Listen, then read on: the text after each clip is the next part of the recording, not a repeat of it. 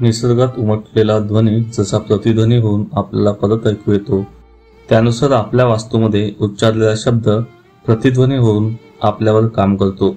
म्हणून वास्तूमध्ये बोलताना अतिशय सांभाळून बोला, कारण वास्तुपुरुष नेहमी तथास्तु म्हणत असतो. ही आपली पूर्वापार श्रद्धा आहे आणि तसे घडतेही. याबाबत वास्तुशास्त्रज्ञ काही उपाय सांगतात. ज्या घरात सतत भांडणे होतात, नकारात्मक चर्चा होते, लोकांना नावे ठेवली जातात, त्या घरात नकारात्मक स्पंदने असतात. अशा वास्तूत आपल्याला जावेसेही वाटत नाही. यासाठी आपणही आपल्या घरात सकारात्मक स्पंदने निर्माण करण्यासाठी अपशब्द टाळले पाहिजेत. सतत वाईट गोष्टी, उणिवा, अधुरी स्वप्न यांची चर्चा न करता सकारात्मक बोलत राहिले पाहिजे. जसे की माझे सगळेच चांगले होणार आहे, माझ्या घरात सुख शांती समृद्धी नांदणार आहे, माझ्या मुलांची प्रगती होणार आहे, आमचे दाम्पत्य जीवन आनंदात जाणार आहे, माझे आजार दूर होणार आहेत, मी कर्जमुक्त होणार आहे. या सकारात्मक लहरींचा प्रभाव वास्तूवर होतो आणि या लहरी परिणामकारक ठरून घरातल्या सदस्यांना सकारात्मक ऊर्जा देतात. घरात स्वामी मंत्र, रामरक्षा मंत्र, गायत्री मंत्र, गणेश मंत्र इत्यादी मंत्रांचे स्तोत्रांचे मोठ्याने पठण करावे.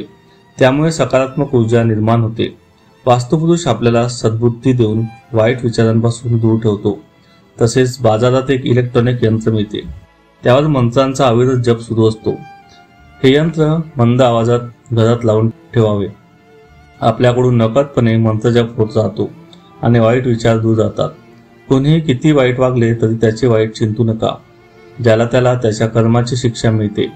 परंतु दुसऱ्याचे वाईट चिंतून त्याच्याबद्दल अपशब्द काढला तर वास्तू तथास्तु म्हणून त्या परिणामांना आधी आपल्याला सामोरे जावे लागते. म्हणून कोणाबद्दल कधीही वाईट बोलूच नका.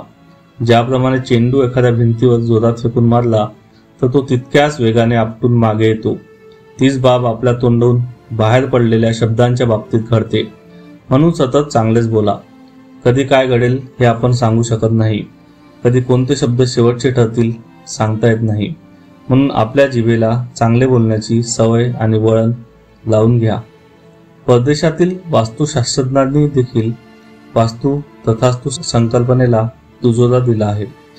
नकारात्मक बोललात तर नकारात्मक घडेल, सकारात्मक बोला सकारात्मक घडेल. म्हणून घरात वादविवाद टाळा, संवाद साधा, एकमेकांना समजून घ्या. घरात आनंदी वातावरण ठेवण्याचा प्रयत्न करा. वास्तुपुरुषाची कृपादृष्टी कायमस्वरूपी राहील. आयुष्य खूप सुंदर आहे. तुम्हीही आनंदात जगा व दुसऱ्यालाही आनंदात जगू द्या. सर्वांनी आनंदात राहा. आपला समाजातील माणसांवर जिव्हाळा कायम राहू. धन्यवाद.